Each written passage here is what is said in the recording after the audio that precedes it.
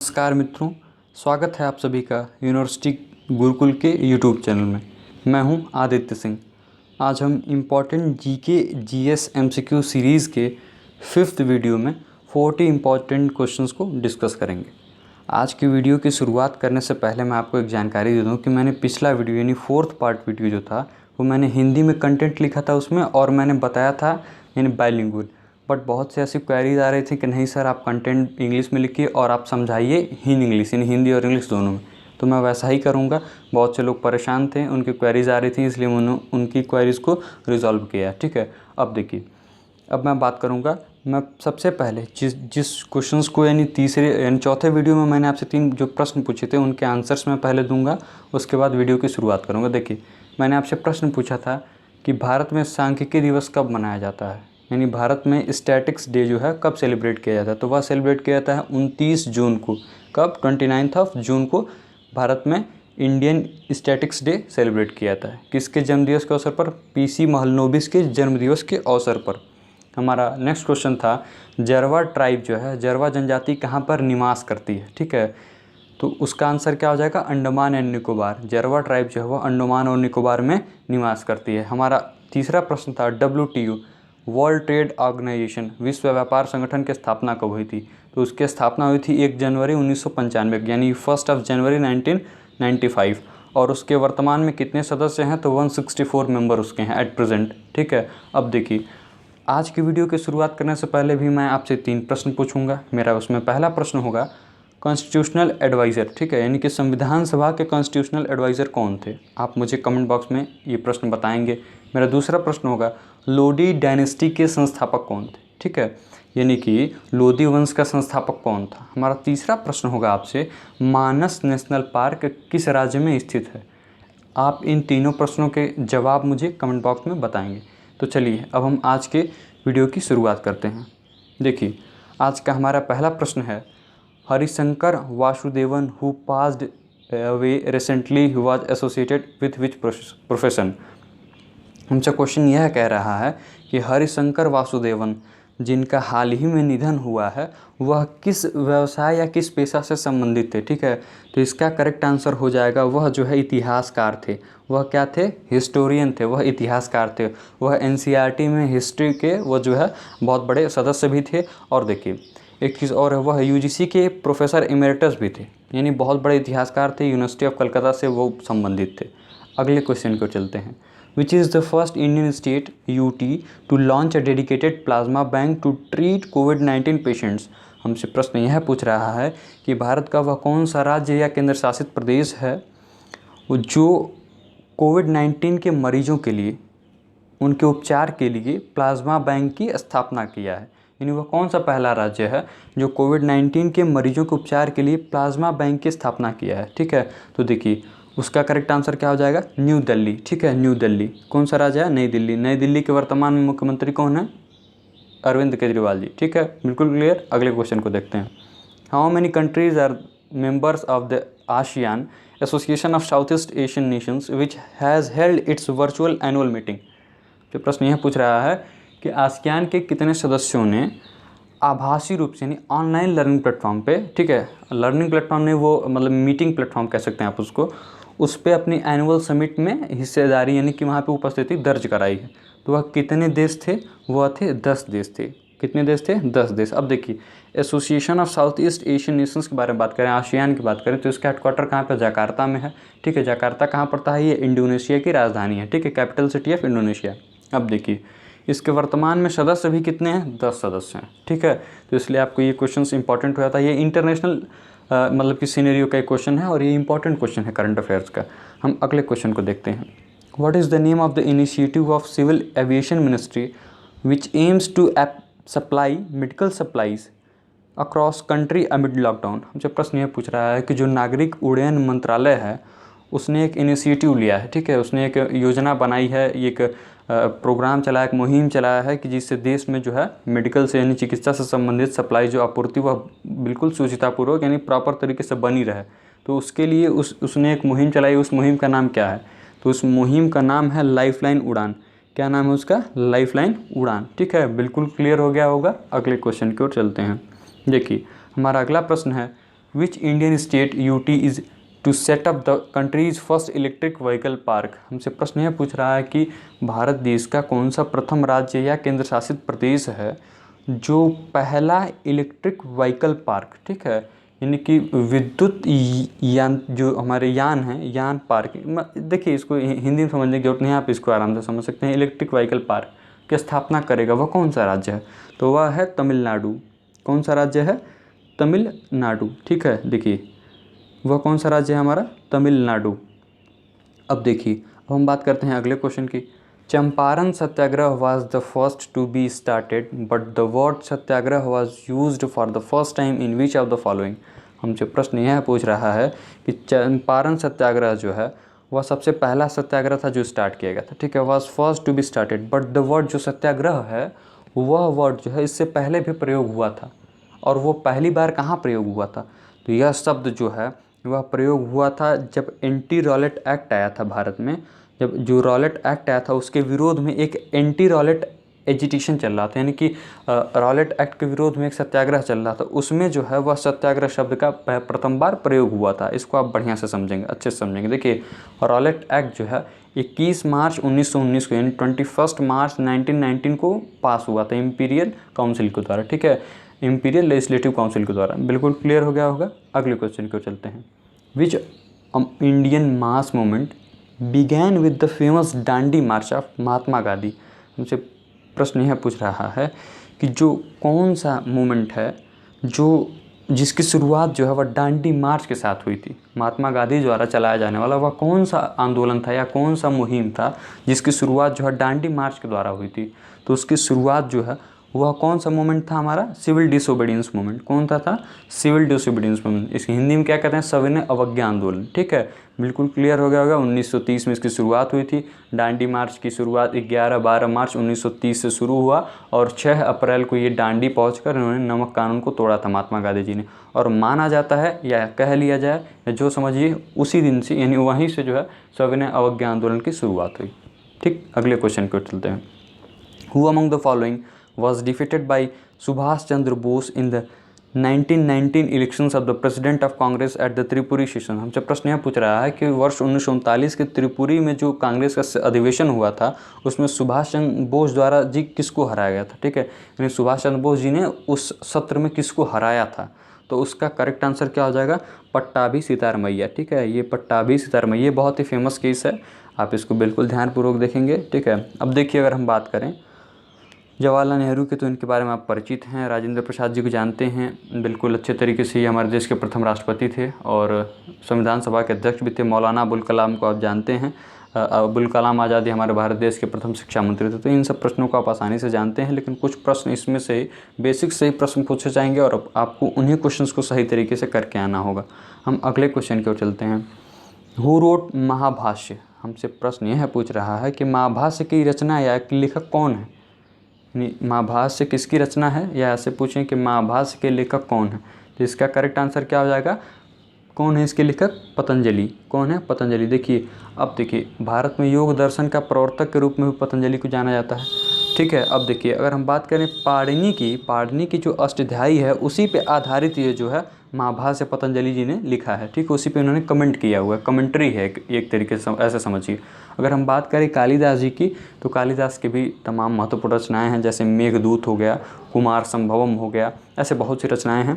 अगर हम बात करें तुलसीदास जी की, तो इनकी सबसे प्रसिद्ध पुस्तक है या ग्रंथ कह लीजिए रामचरितमानस है, जिसकी रचना इन्होंने किस भाषा में की थी आप मुझे कमेंट बॉक्स में बताएंगे। बहुत ही आसान सा प्रश्न है। अगले क्वेश्चन को चलते हैं।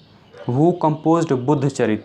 हमसे प्रश्न यह पूछ रहा है कि बुद्धचरित की रचना किसने की थी। बुद्धचरित की रचना जो है वह अश्वघोष ने की थी। किसने की थी? अश्वघोष ने की थी, ठीक है। अश्वघोष कौन था? तो वह जो है कनिष्क प्रथम का दरबारी कवि था। He was the court poet of Kanishka first, ठीक है।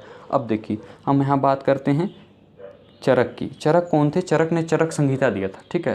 चरक ने क्या दिया था? चरक संहिता। यह मेडिकल सेक्टर से संबंधित है प्राचीन समय में और इनका बहुत बड़ा नाम है इसमें, ठीक है। इनकी चरक संहिता बहुत ही प्रसिद्ध है चिकित्सा के क्षेत्र में। अगले क्वेश्चन की ओर चलते हैं। विच ऑफ द फॉलोइंग पाला Kings founded the Vikramshila university. प्रश्न हमसे यह पूछ रहा है कि किस पाल राजा ने विक्रमशिला विश्वविद्यालय की स्थापना की थी। तो वह किस पाल राजा ने स्थापना की थी तो वह थी धर्मपाला। कौन था? धर्मपाला। ठीक है, कौन था? धर्मपाल।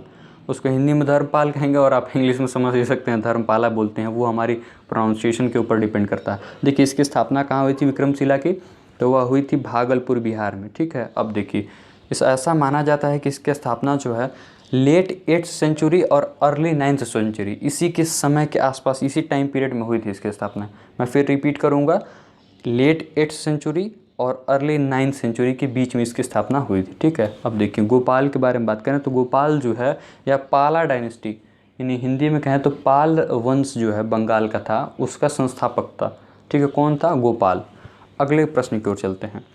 विच Veda is sometimes called the Veda of magical formulas. देखिए हमसे प्रश्न यह कह रहा है कि किस वेद को कुछ समय तक जो मैजिकल फार्मूलाज का वेद कहा जाता है। ठीक है, मैजिकल आप समझ सकते हैं, इसको बहुत हिंदी में समझाने की ज़रूरत नहीं है। तो इसका करेक्ट आंसर क्या हो जाएगा? अथर्ववेद।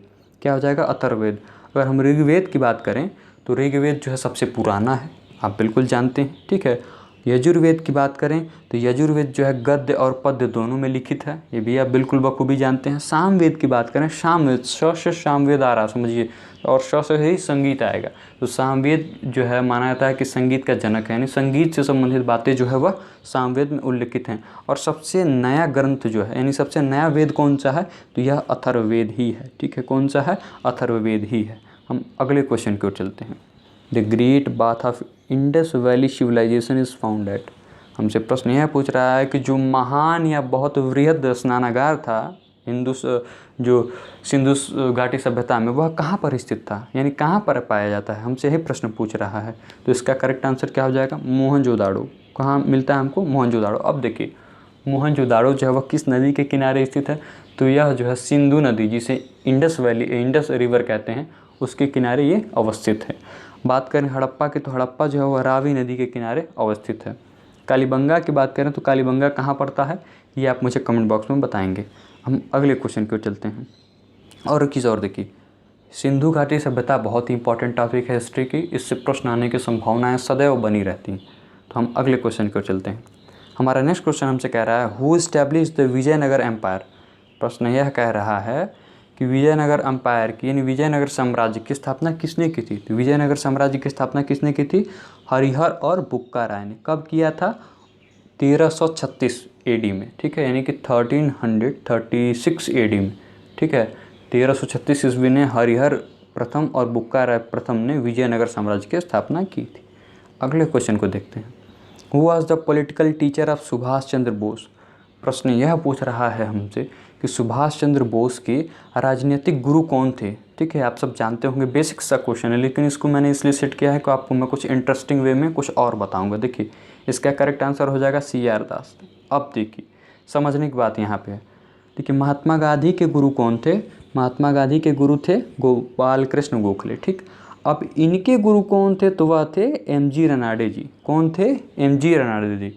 MG रनाडे जी को ही महाराष्ट्र का सुकरात भी कहा जाता है। ठीक है, आप बिल्कुल ध्यानपूर्वक याद रखिए, इसीलिए मैंने उसको बिल्कुल अच्छे से सेट किया हुआ है।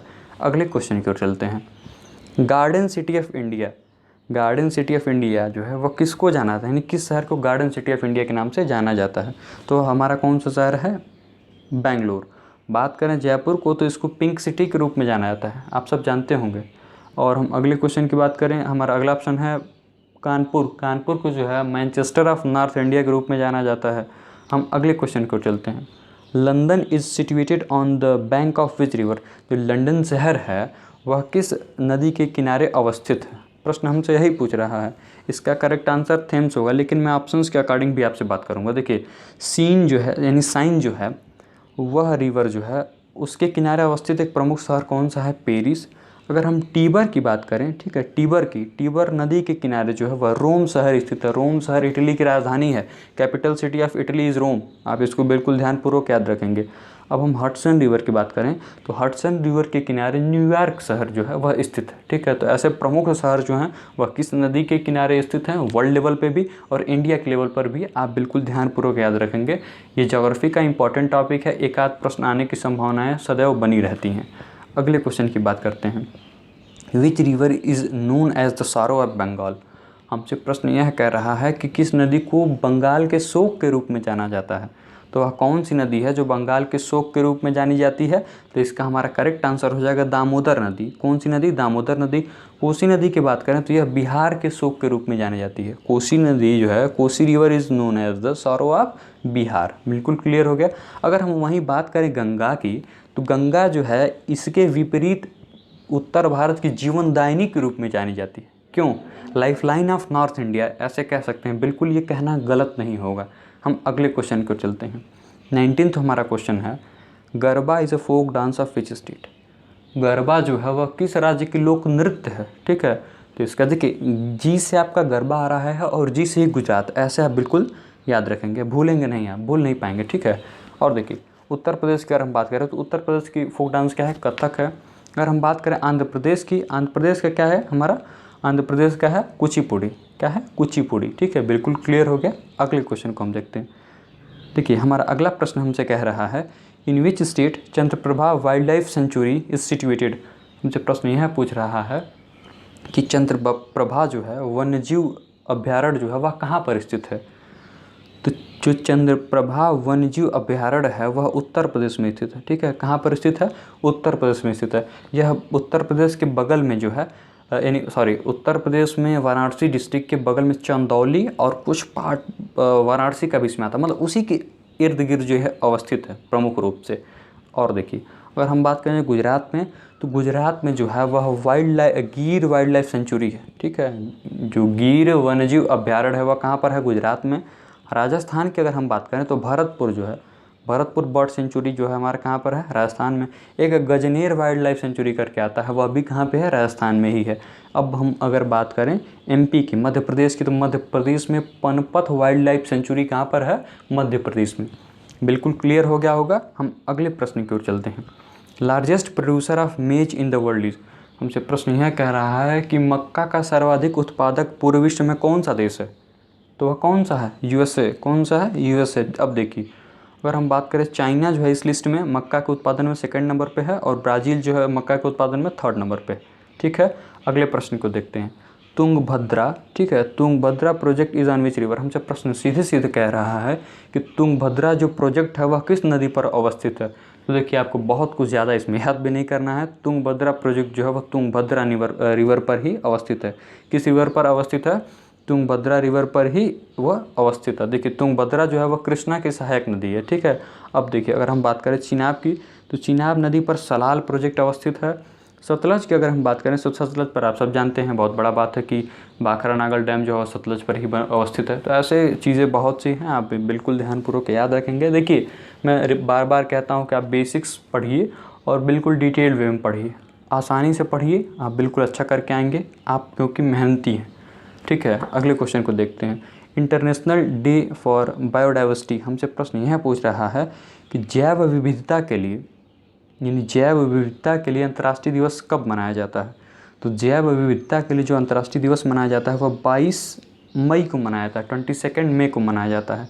अगर हम बात करें 21 मई को, देखिए जस्ट इसके एक दिन पहले जो है वह जो है इंटरनेशनल डे फॉर डाइवर्सिटी है। क्या है?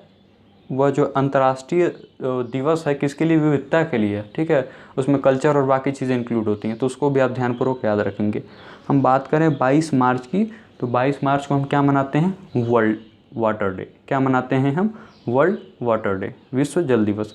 अगर हम बात करें 22 अप्रैल की, तो 22 अप्रैल को हम पृथ्वी दिवस मनाते हैं। ठीक है, 11 जुलाई की बात करें तो हम क्या मनाते हैं? जनसंख्या दिवस। क्या मनाते हैं? Population day. ठीक, बिल्कुल क्लियर हो गया। अगले क्वेश्चन को देखते हैं। Which state has the highest population density? प्रश्न यह पूछ रहा है कि किस राज्य का जनसंख्या घनत्व तो सर्वाधिक है? सबसे आसान सा प्रश्न है और बहुत अच्छा प्रश्न है। देखिए इसका करेक्ट आंसर हो जाएगा वेस्ट बंगाल। कौन सा हो जाएगा? वेस्ट बंगाल, पश्चिम बंगाल।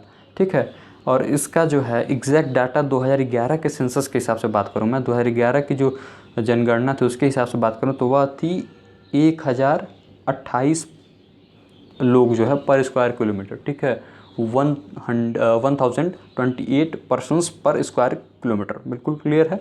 अगले क्वेश्चन की हम बात करेंगे अब। तो हमारा अगला प्रश्न हमसे कह रहा है कि where is leather technology park situated? देखिए बहुत नया क्वेश्चन है, बहुत ही अच्छा क्वेश्चन है। देखिए हमसे प्रश्न यह पूछ रहा है कि जो लेदर टेक्नोलॉजी पार्क है वह कहाँ पर अवस्थित है। देखिए लेदर इंडस्ट्रीज़ की जब भी बात आती है तो हम कानपुर उसमें बहुत ही अग्रणी, बहुत ही आगे उसकी बात होती है। तो इसलिए यह जो लेदर टेक्नोलॉजी पार्क भी है वही कानपुर के जस्ट बगल में एक जगह है, वहीं पे इसका निर्माण हो रहा है और जल्द ही यह पूरा भी हो जाएगा। तो इसका करेक्ट आंसर क्या हो जाएगा, कानपुर उत्तर प्रदेश। ठीक है, देखिए हो सकता है कि चीज़ें थोड़ी सी इधर उधर हों, लेकिन आप ये याद रखेंगे कि लेदर टेक्नोलॉजी पार्क जो है वह कानपुर उत्तर प्रदेश में अवस्थित है। ठीक है, आप आगरा को जानते हैं ताजमहल के लिए प्रसिद्ध है, वाराणसी को कहना ही क्या है, ये तो मतलब कई तरह से फेमस है। यहाँ पे प्राचीन शहर है, ये बनारस हिंदू यूनिवर्सिटी है, बहुत सी चीज़ें हैं, उसके बारे में बताना ही नहीं है आपको। हम अगले क्वेश्चन की बात करते हैं।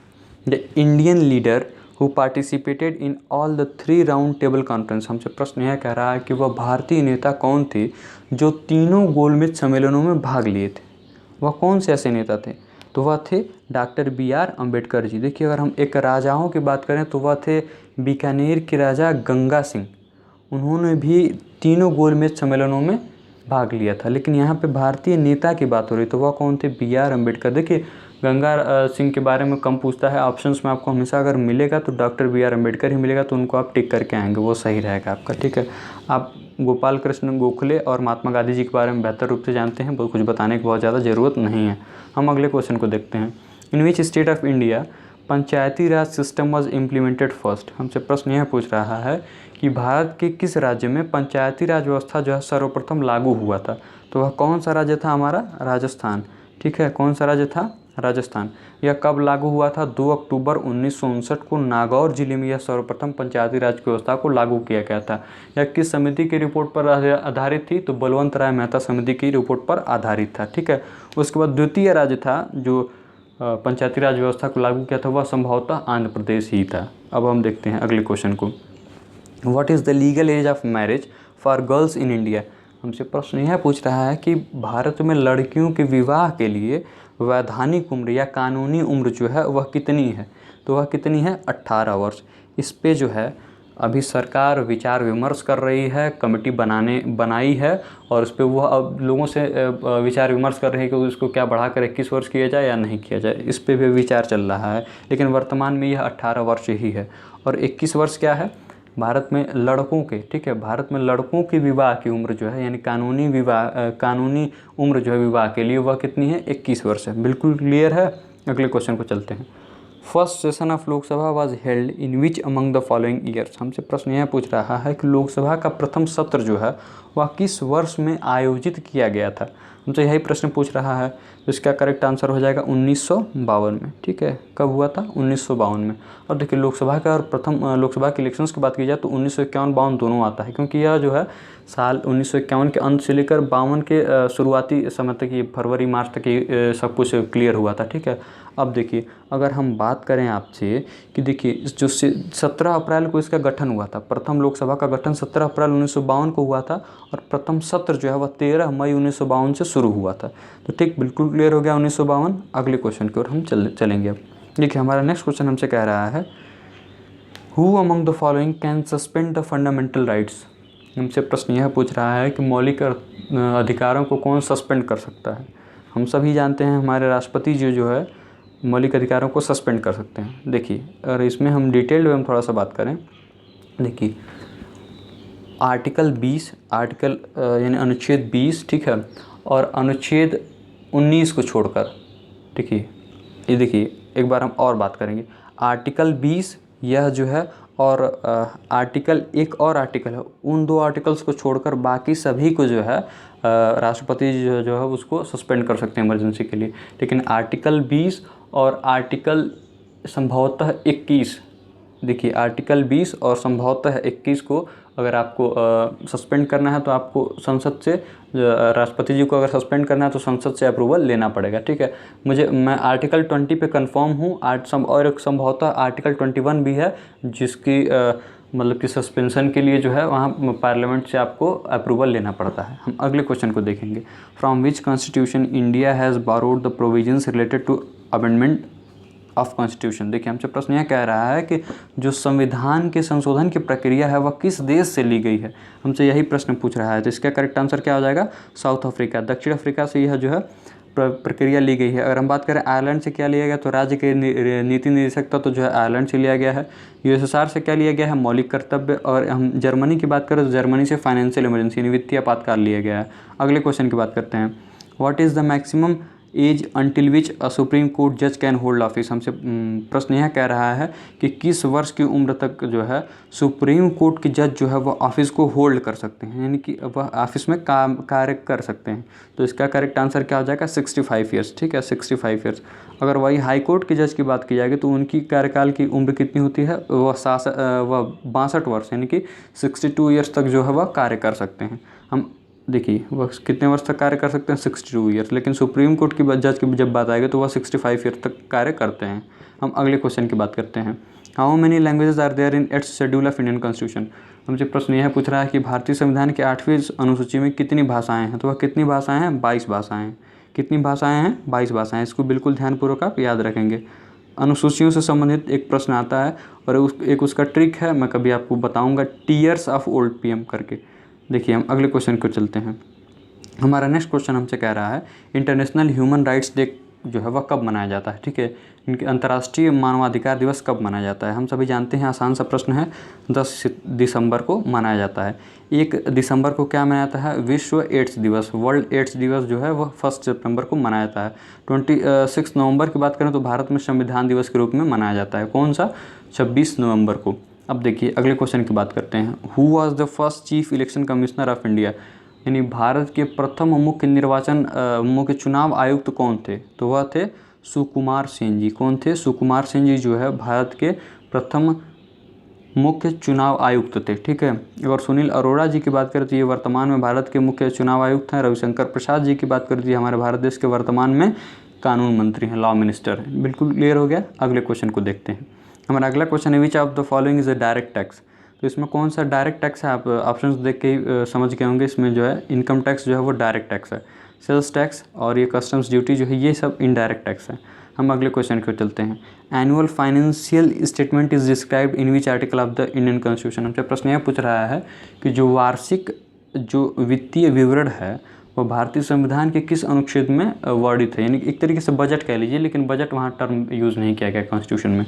तो उसका किस आर्टिकल में आपको उल्लेख मिलता है, तो वह आर्टिकल है 112। अब देखिए 110 आर्टिकल यानी अनुच्छेद 110 में आपको क्या मिलेगा, तो वहाँ पे आपको मनी बिल मिलेगी। ठीक है, धन विधेयक के बारे में चर्चा की गई है। 280 के बारे में बात करें, अनुच्छेद 280 में जो है वो फाइनेंस कमीशन के बारे में चर्चा की गई है। बिल्कुल क्लियर हो गया। वित्त आयोग के बारे में 280 आर्टिकल अनुच्छेद 280 में चर्चा की गई है। अगले क्वेश्चन की बात करते हैं, 38 क्वेश्चन है हमारा, the national sport of England is. यानी कि इंग्लैंड का राष्ट्रीय खेल क्या है, तो वह कौन सा है, क्रिकेट। देखिए ये फिर ये एक स्पोर्ट्स एंड गेम्स टॉपिक से क्वेश्चन है। मैं आपको बार बार रिपीट कर रहा हूँ कि ये क्वेश्चन इंपॉर्टेंट होते हैं और बिल्कुल आसान से होते हैं। आसान टॉपिक है, 1-2 क्वेश्चन आप बिल्कुल आसानी से करके आएंगे। देखिए और फुटबॉल के बारे में मैं बताया था, फीफा वर्ल्ड कप और बहुत से ऐसे ट्रॉफीज़ होते हैं, lawn tennis, Wimbledon, Davis cup और बहुत से ऑस्ट्रेलियन ओपन्स और बहुत से ओपन्स होते हैं। तो इन सब चीज़ों को आप बिल्कुल ध्यानपूर्वक याद रखेंगे। अब देखिए कबड्डी के लिए भी जो है अब विश्व कप जो है होता है। अगले क्वेश्चन की ओर चलते हैं, the founder of world wide web is.